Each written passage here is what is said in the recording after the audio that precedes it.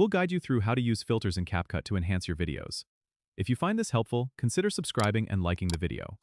First, open CapCut on your desktop. Once you're in, start a new project by clicking on the New Project button in the top left corner. Import your video clips by clicking on the Import button and selecting the files you want to work with. After your clips are loaded into the media library, drag them down to the timeline at the bottom. Now, let's dive into adding filters. Go to the Filters tab located on the left sidebar. Here, you'll find a wide variety of filters categorized by different styles like retro, black and white, or vintage. Click on any filter to preview how it will look on your video.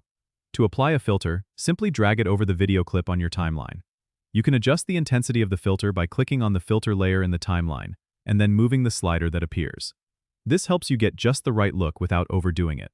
If you want to apply different filters to different clips, just repeat the process for each segment. And don't worry about making mistakes. You can always remove a filter by selecting it in the timeline and pressing the Delete key.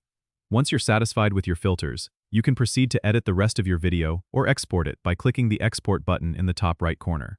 This will allow you to save your edited video with the filters applied. Remember, using filters can completely change the mood of your video, so feel free to experiment to find what suits your project best. Don't forget to subscribe and comment if this helped you out.